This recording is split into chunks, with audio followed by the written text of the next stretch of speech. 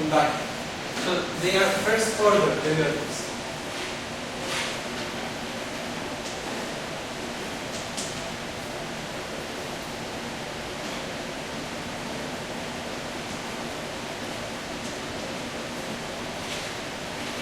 This is typical for Chern-Simons theories in higher dimensions or in 3 dimensions, that the field equations are only first order. Okay, so this does not necessarily imply that f has to be 0, so this is not completely trivial. Okay, so why this is relevant for what we are talking about?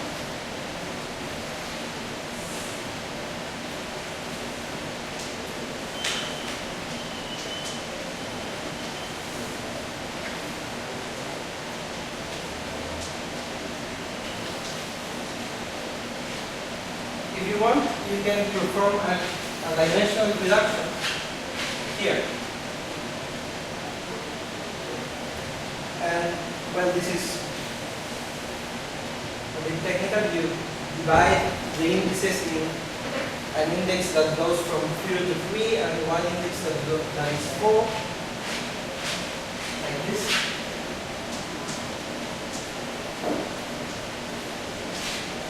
What you get is the following.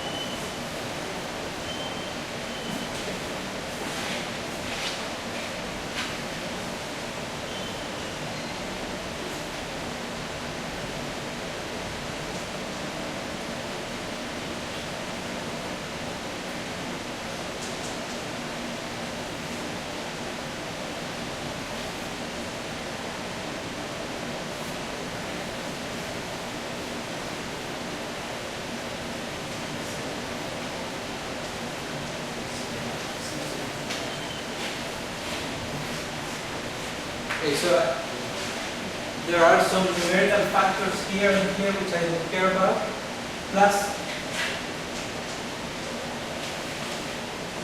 some total derivatives.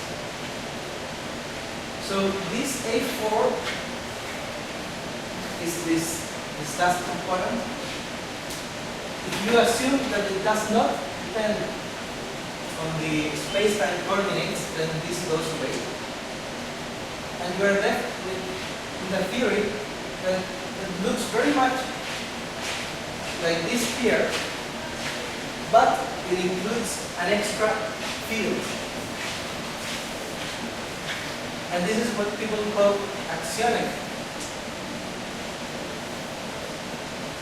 electrodynamics.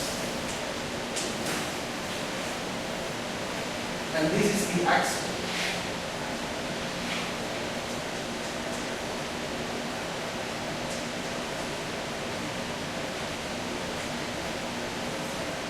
So this Chern-Simons theory in 5 dimensions leads to an axionic electrodynamics in 4 dimensions, where this is a new field that people call theta.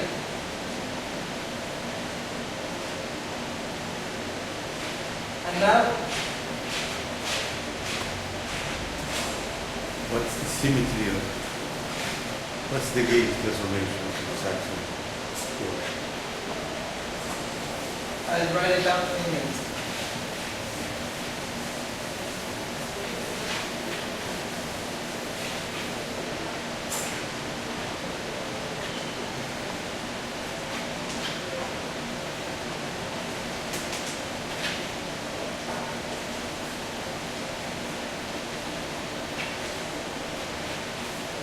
These are the gauge transformations for the 5-dimensional field.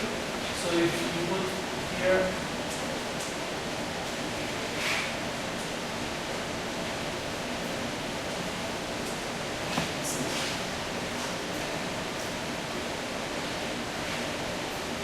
this is the gauge parameter.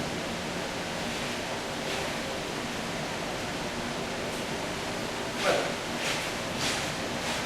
so let's say it's the same one, but just in another dimension. yes, it's the same. These are the usual abelian gauge transformations, and this is a parameter that depends on all 5 dimensions. That's why this is not zero in general.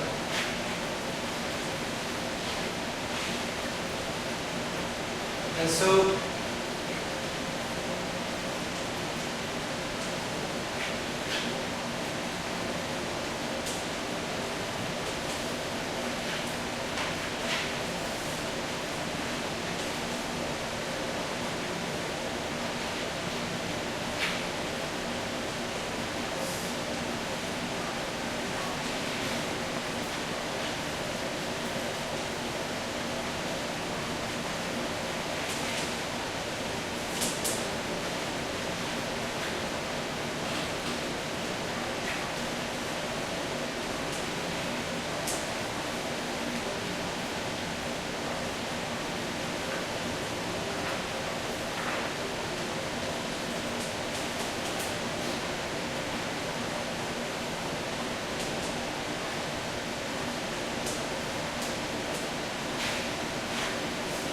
Witten and Chang proposed a theoretical description of topological superconductors that uses this axial topological field theory. It has a term like this in the Lagrangian.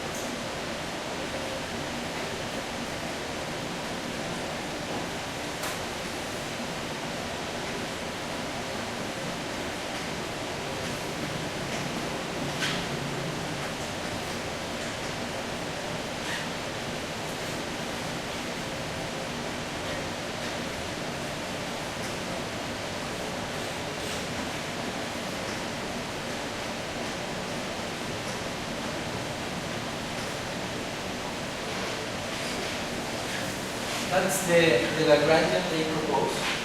And as you see, the first term has this form here. It's a scalar field times this invariant. Then you have the usual Maxwell Lagrangian. And then there are two Higgs terms plus this term which they call a Josephson coupling. I don't really know much about this.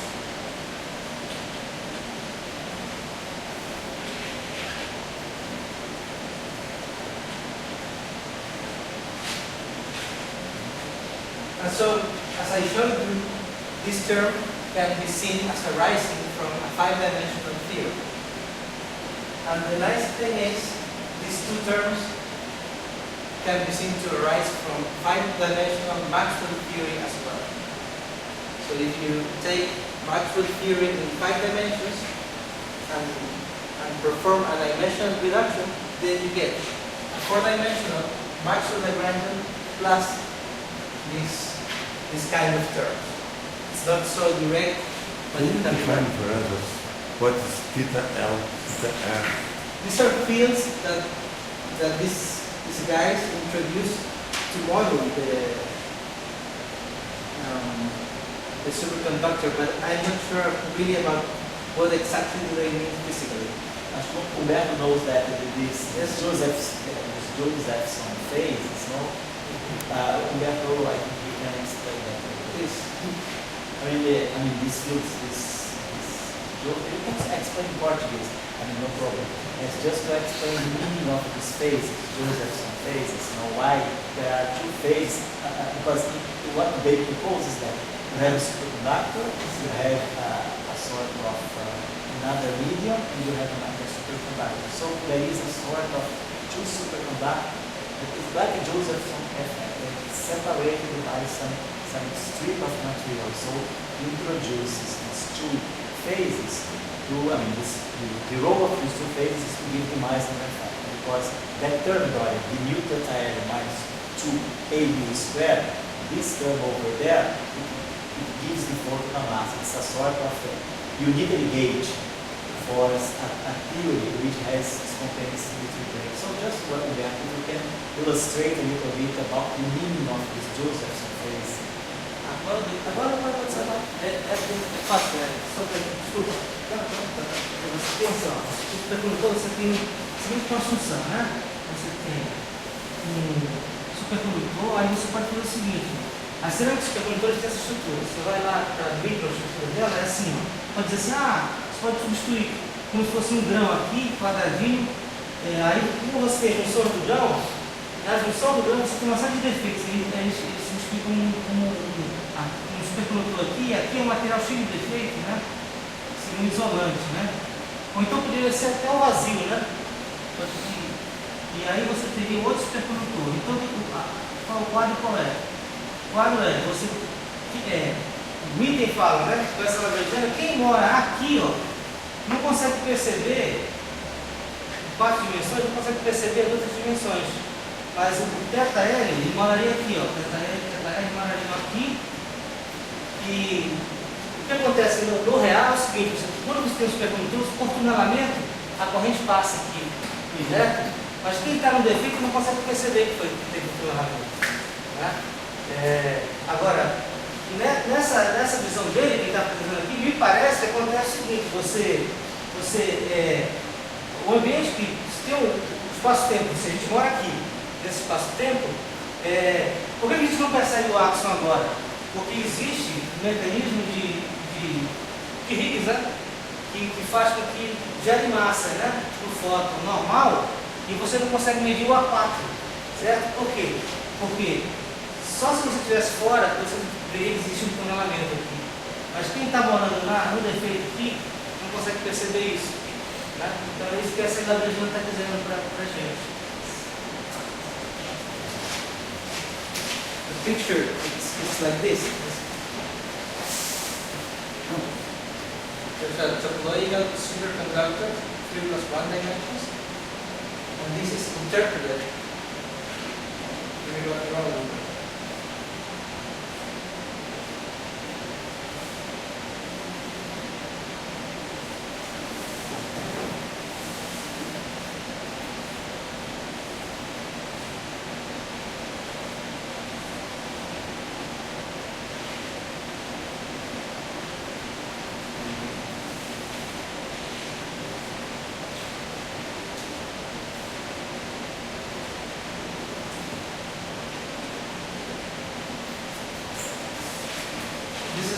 The idea that the 3 + 1 dimensional, three-dimensional topological superconductor is like this thin borders here that surround a 4-dimensional topological insulator.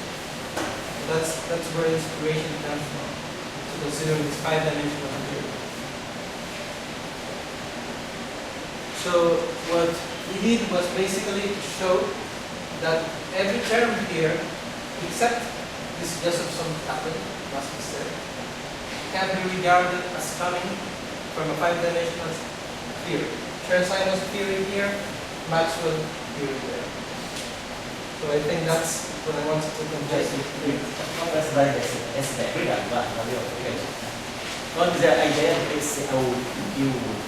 o item que propõe nesse trabalho, eu acho que ele diz no trabalho, lá na introdução, quais são os possíveis candidatos para supercondutores topológicos, mas ainda não foi construído, não se conseguiu ainda. Peço o paper, por favor, que ele dá o que eu acho que ele dá, me lembro bem? Ele dá aqui, exatamente, mais recentemente, uma nova classe de supercondutores topológicos foi proposta em 3 dimensões, 3+1, e tem o que o Humberto falou, né, que são supercondutores invariantes sobre time inverse. E que tem o pareamento, né, um emparelhamento de disco no volume e férmions de Majorana bidimensionais, né, estados de férmions de Majorana bidimensionais na superfície com dispersão, relação de dispersão linear. Aqui lá.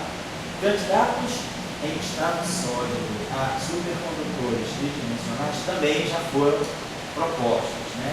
Um experimento recente de tunelamento apoia a proposta teórica de cobre dopado com bismuto e selênio como um supercondutor topológico. Então, ele já tem aqui, agora, embora alguns resultados experimentais a mais sejam necessários para se chegar precisamente a essa conclusão. Então, está se propondo que esse material aqui seja o possível candidato a supercondutor topológico. Então, a ideia é colocar aquela ação para modelar o supercondutor topológico, imaginando que o supercondutor topológico é uma borda tridimensional de um objeto quadridimensional, que é o isolante topológico. Quer dizer, o que o Humberto falou, quer dizer, o isolante topológico em 4+1D, as bordas dele funcionariam como o isolante topológico em 5 dimensões. E aí a pergunta é, o que significa, né, experimentalmente um objeto com 4+1D, né? Isso aí também tem um trabalho recente, saiu no Nature em setembro do ano passado, de um grupo de israelitas, em que eles conseguem construir no laboratório o que seria um material 5-dimensional, através de um material com uma topologia não trivial, mas que simularia algo que é 5-dimensional para nós. Então, essa que é mais ou menos a ideia desse trabalho aqui. Eles também estudam ferros de membrana, ferros de borda na superfície, aí, mas o que a gente estava só querendo chamar de discussão aqui, o objetivo de trazer esse paper aqui que o Eduardo estava lendo, está olhando alguns aspectos, é que a gente começa a querer ver uma conexão, já que a gente aqui desde o início, as duas primeiras sessões foram dedicadas a formulações, né, pós-maxwellianas da eletrodinâmica. Então a gente estaria olhando agora que uma eletrodinâmica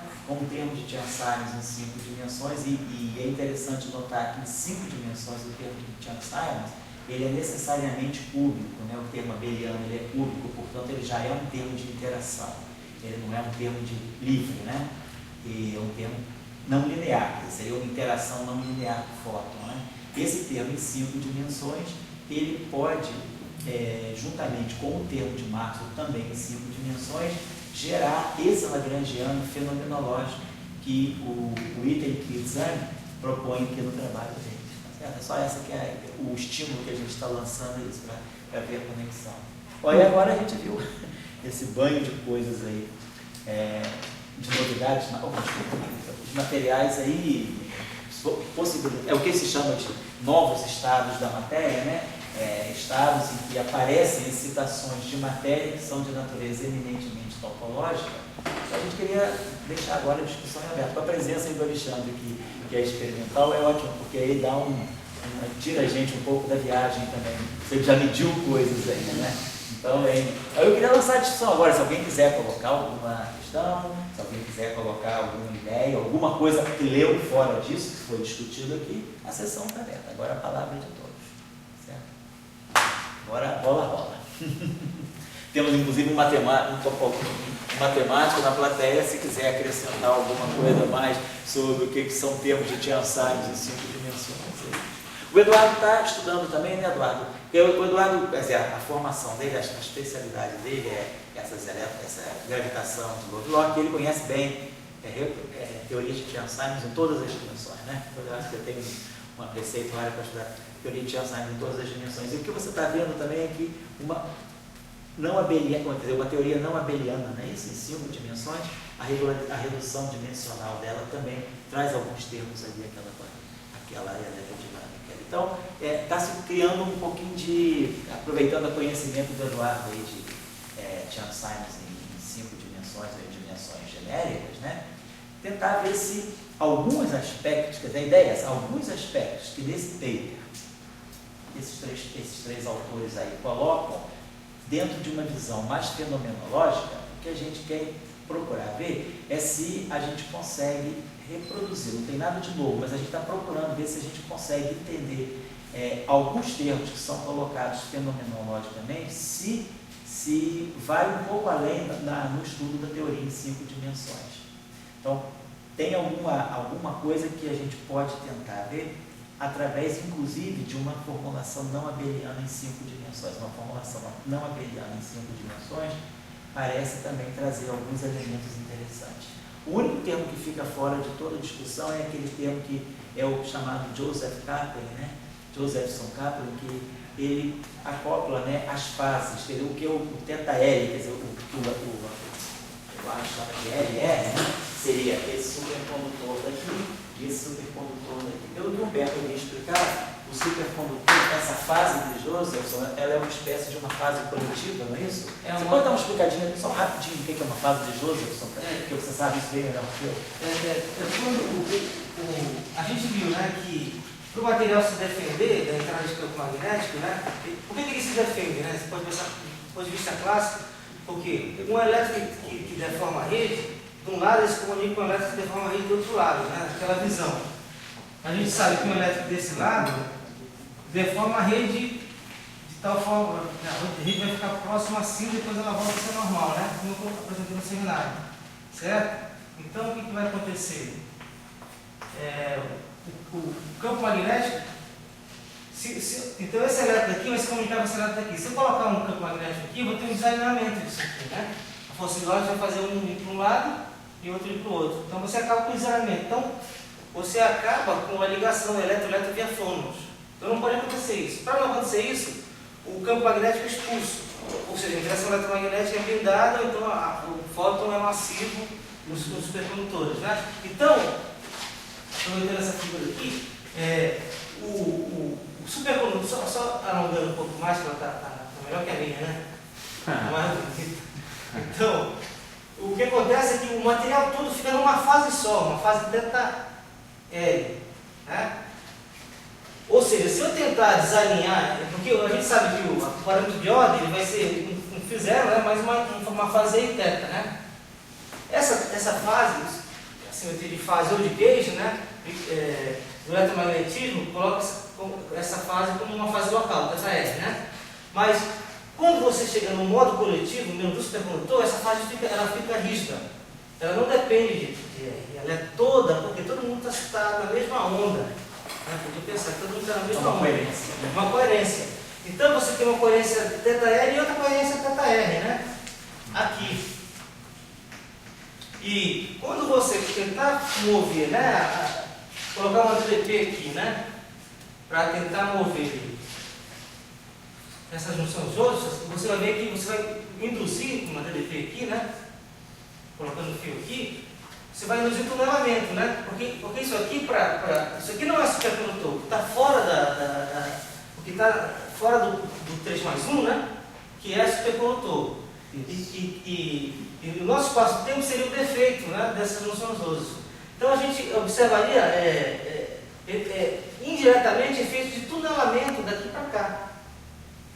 De alguma forma, e eu acho que o estudo do artigo, eu acho que vai para essa direção, para ver indiretamente mudanças devido a esse tunelamento de uma fase para outra fase. Né? E a ideia, eu acho que é muito bonita, né? Ousada, né? A ideia de usar o efeito Josephson para ver essa física de áxios, né? Agora seria um modo coletivo de um lado e um modo coletivo do outro, eles tunelando e a gente sem perceber que existe uma dimensão a mais, né? Porque, Humberto, o supercondutor, quer dizer, essas cerâmicas, né? Esses supercondutores são, em geral, materiais bidimensionais, né? Agora, é assim, deixa eu só precisar um pouco mais, para a gente não... Porque ele está falando de coisa 3D agora, né? Pois é, na verdade, o que acontece? Vamos fazer bem grande. Por que é cerâmica? Porque eles não conseguem crescer o grão, né? Então você faz um grão bem grandão assim. Aí você fez uma estequiometria lá, foi no laboratório e criou esse grão aqui, né? Aí o que é cerâmica? Você pega, como ele não cresce muito, você pode crescer em grãos. O que eles fazem? Eles botam numa cumbuca, bate, pressiona e cozinham. Quando eles fazem isso, eles unem esse grão com esse grão aqui, ó. Outro grão. No interior do grão, aqui tem um bocado de efeito, por quê? Porque você interpenetrou e cozinhou esse material, tem um bocado de defeito aqui. Dentro, onde está preservada a estrutura cristalina, você tem planos, né? Planos de cloro oxigênio. E aqui isolante, né? E aqui cobre oxigênio. Certo? Aí, olha, você tem blocos de cobre de zinco conscientes ao longo da estrutura cristalina. Eles estão ordenados assim. Esse aqui pode estar ordenado dessa forma aqui, ó. Aí tem outro eixo, certo? E o quadro é o quê? A supercondutividade ela é planar.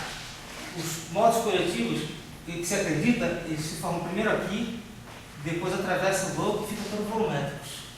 Aqui também. E aí você recorre a que se você quiser apresentar o transporte eletrônico na semicondutora, isso aqui seria como se fosse um supercondutor íntegro, né? Isso aqui, como é um material defeituoso, ele diz, bom, eu posso substituir esse supercondutor íntegro por um isolante, por um próprio vazio também, né? O que isso significa? Significa que o elétron não vai poder percorrer isso aqui sem gastar energia. E como você mede uma supercorrente, então significa que isso de alguma forma o elétron passa daqui para cá. Como? Porque ela tem tunelamento. Ele tunela daqui para cá e não precisa perder energia. Então por isso que a supercondutividade nas cerâmicas, apesar de ser um material todo disforme, cheio de defeitos e buracos, eles conseguem superconduzir, né?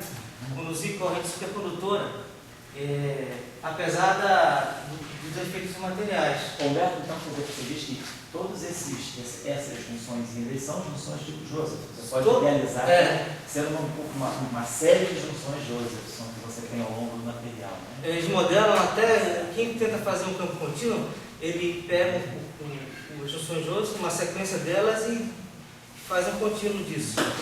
Né?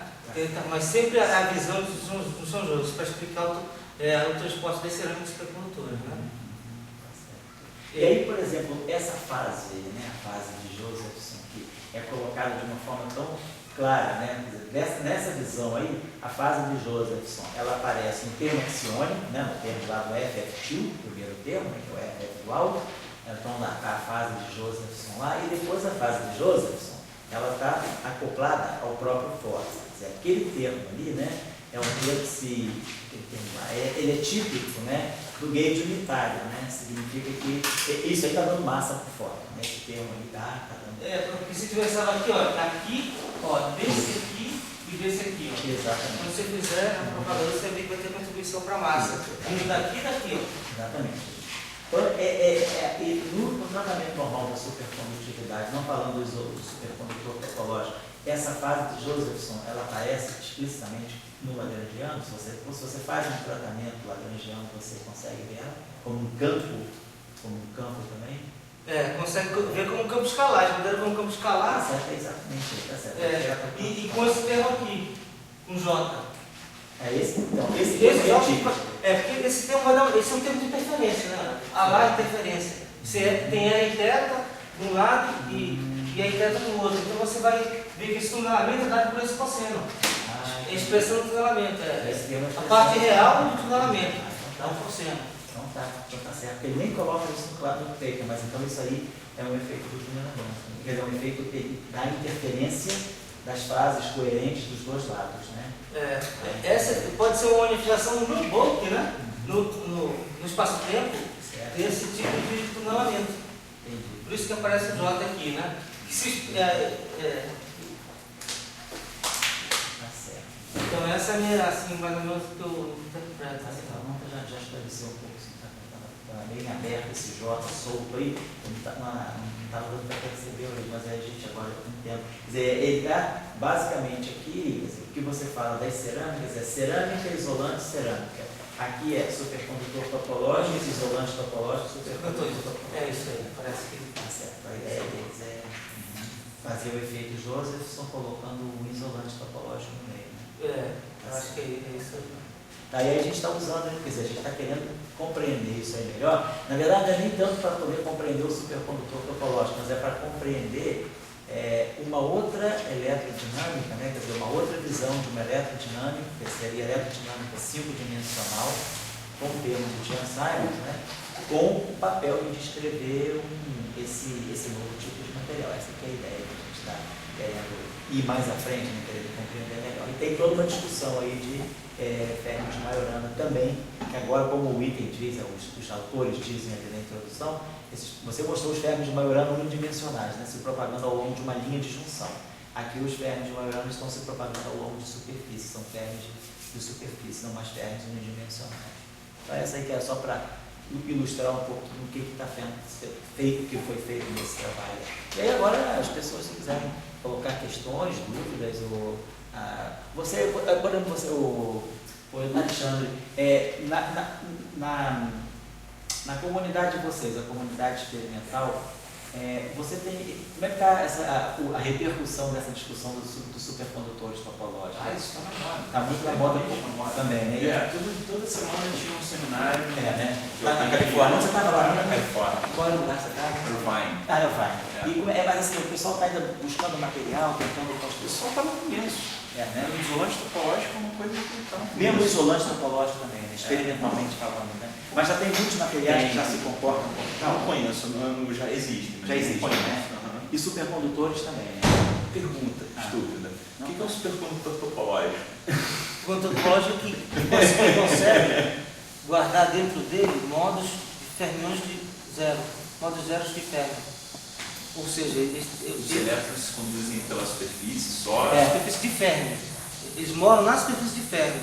Então, só esse supercondutor tem essa propriedade. O resto sempre explica em partícula buraco.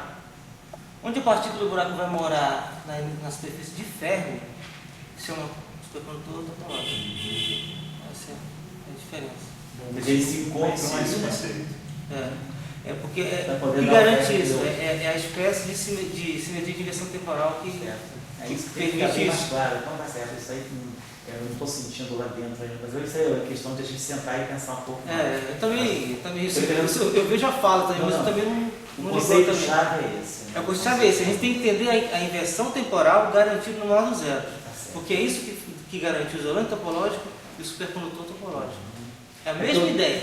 O que eu tenho visto na literatura justamente assim, uma proliferação de trabalhos condutores que respeitam a reversão temporal, condutores que violam a simetria de inversão temporal. E eu não estava nem entendendo por que a questão de preservar ou violar a reversão temporal era tão importante nessa discussão, na literatura dessa área. Então, Na verdade, questão- eles vão para o espaço recíproco, ela faz uma Sei. discussão de topologia. Sei. O Keyner, né, inaugurou esses argumentos de topologia que muitos deles usam, o próprio Zhang usa. Tá Vai certo. para o espaço recíproco é o quê? O espaço da esfera de ferro. Certo. Né? Eles veem que a esfera de ferro em campo magnético se transforma num donut, né? num toroide. Entendi. E aí estudam as propriedades topológicas desse toroide.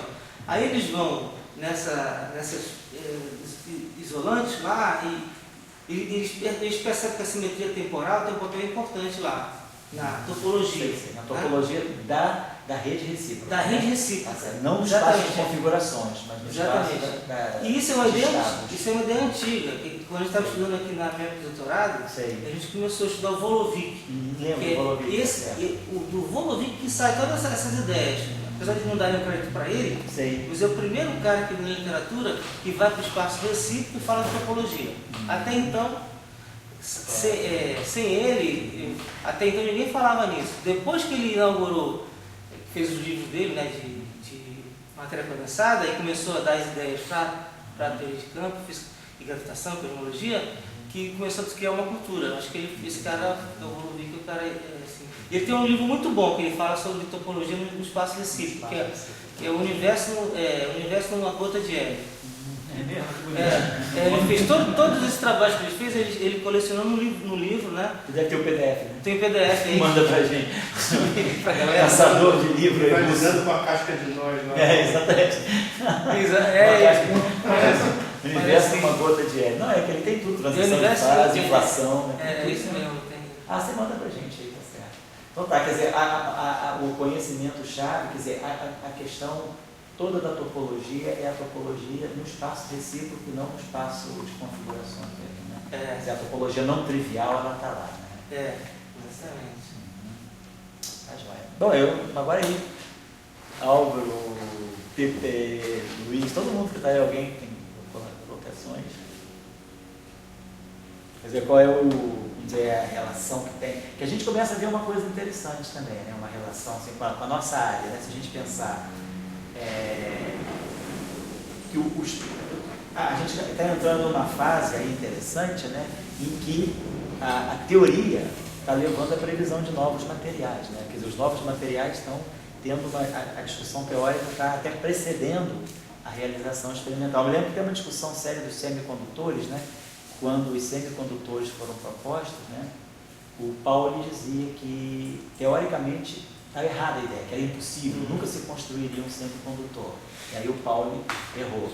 Depois, quando teoricamente foram também concebidos os quase-cristais, que deu até um prêmio Nobel, acho que 2009 ou 2010, não sei, o Pauli também dizia que quase-cristais era uma ideia completamente maluca, não? Porque era uma ideia antiga, né? Ideia de quê? De quase-cristais, né?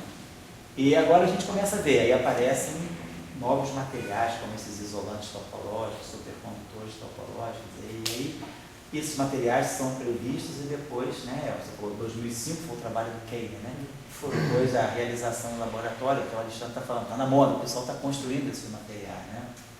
Então é interessante a gente ver que também nessa área, né, está havendo uma atividade teórica muito intensa que está levando a previsão E de discute a questão também, né? Oi? Até que ponto a teoria nos faz enxergar coisas que não existem. Pois é. Que não existem e a gente faz existir, mas não existem. Pois é. Entende assim? É diferente de descobrir uma coisa. Eu, por exemplo, nos seminários, eu não entendo muito assim. Acho que existe uma grande crise na física entre você pegar um elétron separado e fazer em conjunto. Conjunto elétrico, ou um fóton, qualquer coisa, a partir do individual para o conjunto. E acho que isso é uma crise que existe na física. Acho que mecânica quântica vem de uma maneira muito que não dá para entender, nunca trabalhando. E isso aí, quando você vai descer para a matéria condensada, se você não tem uma visão clara, vamos dizer, do que é ser, vamos dizer, liberal, um elétron, do que é ser comunista, um múltiplo elétron, daí você começa a criar muitos mundos, entendeu? Sim. E daí você começa a ler em cima daqueles mundos, como se uma inversão temporal fosse altamente significativa. Aí fica o seguinte, quem é você, né? Mas eu acho que tem muita confusão. Muita confusão porque tem um princípio original não bem definido. Entendeu? Então eu acho que essa relação, vamos chamar assim, liberal-comunista na natureza, não é uma coisa muito bem entendida na física atual. E acho que isso provoca muita terminologia, estou dando minha opinião, muita confusão. Eu acho isso. Acho que tem mais confusão do que. Então, essa coisa que está se falando, dizer, você hoje em dia, você a partir da teoria enxerga coisas. Tudo bem, esse é o princípio. Mas você pode enxergar coisas também que não existem e fazer pseudamente existir. E tem um monte de cara experimental aí para medir. Eles vão medindo, vão falando, vai se criando uma onda, daí chega uma hora que você não sabe. Mas eu acho que matéria condensada, eu estou entendendo, uma coisa é colocar isso no LHC. De repente, o que está lá, aquilo que está lá é o Higgs ou não é o Higgs. Né? Então tá certo. Aí o cara pode até dizer, eu vou fazer que seja o Higgs. Né? Mas eu acho que matéria condensada não tem como você passar por cima disso. Eu acho que o material está ali. Você constrói ou não constrói, você vê a propriedade ou não vê. Eu acho que tem medida, né? Pois é, eu acho que na matéria condensada não dá para você prever e você depois imaginar que você criou uma coisa e você está imaginando que você está vendo uma coisa. Eu acho que não. Até se provar, né, que o bóson de 125 GeV é ou não o bóson de Higgs, a gente pode estar imaginando que a gente está querendo ver aquilo que a imaginação produziu. Uma certa hora, talvez, a gente vai saber, é ou não é. Mas eu acho que na matéria condensada, eu acho que não dá, o material está ali, você constrói, e como o Alexandre falou, né, a gente vê o próprio discurso teu e a colocação que você faz e a maneira da gente colocar são muito diferentes. Quer dizer, o experimental... Oi? Funciona. Funciona, quer dizer, mas o experimental vai lá e a gente idealiza de uma forma e o experimental vai lá, mede de uma forma que é bem diferente, mas aquilo ali está dando resultado. Eu acho que eu acho que nessa área é menos... São boas, é difícil, a gente está aprendendo lá dessa discussão, mas as coisas são complexas, entende assim? Então você saber quais são os parâmetros de uma teoria, num experimento. Isso é uma complexidade grande. eu não estou aqui, estou apenas para falar.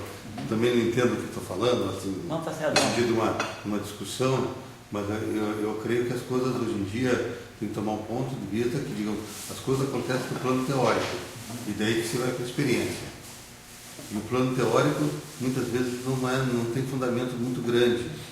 Então você começa a jogar, assim, aqui a gente vai fazer um bolo e começa a botar muita coisa naquele bolo, e de repente aquele bolo era só de trigo, e você tinha que fazer, arrumar o trigo do bolo, não botar morango lá dentro, enfim, essa coisa... eu acho que essas coisas são delicadas. Deixa eu perguntar uma coisa ao Alexandre. Não, tá certo. Deixa eu perguntar uma coisa ao Alexandre, porque o Alexandre, você está vindo de lá recentemente, quase um mês atrás, né? E, digamos assim, o que o pessoal, em termos desses novos materiais, assim, o que o pessoal está... tem alguma coisa nova a mais? O efeito Hall quântico de spin é uma questão que é importante, assim, está bombando na área de vocês? Olha, o pessoal quer ganhar dinheiro, né? Ganhar, no final, vender produto, né? Então, o pessoal quer vender memória para Intel, quer fazer memória, isso tudo dá para fazer. Por exemplo, você quer processar dados com Magnônica, que a gente quer inventar um negócio chamado Magnônica, que é enviar onda de spin e fazer conta com ela ao invés de fazer com ela. Então você faz uma estrutura, só que você faz com onda de spin. Onda de spin ferromagnética. Então, esse isolante topológico está tão no começo, mas o pessoal sempre olha para a indústria de semicondutor.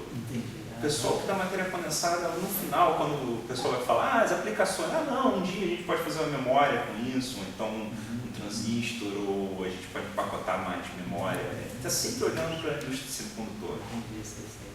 Então, esse pessoal... Outra coisa, a pergunta é... Você disse, essa essa magnônica, a resposta. não, só para saber, porque a gente está fora dessa discussão, eu pelo menos nem leio esses papers, se não tivesse uma coisa tipo esse paper do item que é colocado no archive com um crossing para REP-TH, eu nem pego, nem vou no QuantMat, praticamente eu nunca vou no QuantMat, é defeito meu, mas eu não tenho nem tempo, e quase nenhum de nós vai no QuantMat, se não tiver um crossing, a gente não vai lá. Então é por isso que a gente fica desacoplado dessa discussão. Por exemplo, a magnônica, ela quer dizer, dentro da espintrônica é o que está tendo mais impulso. Depois da espintrônica, a magnônica, o que eu estou falando de onda de spin não é um elétron com spin polarizado. Onda de spin é um ferromagneto em oscilações. As excitações de spin que se propagam como excitações, que são os mágnos, né? Os mágnos, né? Ondas de spin, estou entendendo. Os quantas de ondas de spin, tá certo, sei. Então não é espintrônico. Espintrônico é que o pessoal quer polarizar o elétron e usar a polarização do elétron para fazer conta. Tá certo. E nesse magnônica não, é um outro meio. Tá certo. É outro Tá certo, é uma outra partícula. Então você consegue fazer, por exemplo, um cristal magnônico, que é igual ao fotônico. Então você consegue selecionar, você faz uns buracos no material, tem uma tira, se você cortar assim, você consegue fazer com que a relação de dispersão tenha um buraco, por exemplo. Então você consegue fazer um fio. Entendeu? Então tudo que você consegue fazer com a fotônica, você poderia a princípio fazer com a magnônica, usando ao invés de fótons magnons, por exemplo. Então isso é uma aplicação. Então o pessoal quer fazer, por exemplo, chips especializados para fazer determinada conta que não linear, que o computador vai demorar muito tempo. Então o pessoal quer fazer um chipzinho com magnônica, fazendo com magnons e... Então isso é uma coisa que não sei se vai dar certo, mas é o que está todo mundo falando nessa área. Espintrônica é um lance que já existe desde a década de 80. Então o computador hoje em dia funciona à base dessa GMR, PMR que eu comentei anterior, que é um efeito de Giant Magnetic Resistance, ou Tunneling Magnetic Resistance. Basicamente o 1 é resistência alta e 2, 0 é resistência baixa. Então você tem um HD, funciona assim, você tem esse efeito, que é um detector, e se o disco está com a magnetização para cima, ele consegue ler uma resistência alta. Se está com a magnetização para baixo, resistência baixa. Então, espintrônica já existe. O pessoal está fazendo uma nova geração da MRAM, com blá blá blá. E Alexandre, digamos assim, dentro da comunidade, assim, vamos dizer, experimental, material, vamos dizer, o cara constrói alguma coisa, apresenta os resultados, até a possibilidade de transformar aquilo em tecnologia, mas o lado teórico, a construção de modelos ou de teorias. Experimental ignora a teoria. Está muito em aberto. Eu posso estar cometendo... Não, a gente está conversando, mas experimental faz o seguinte, ele pega, mede um negócio.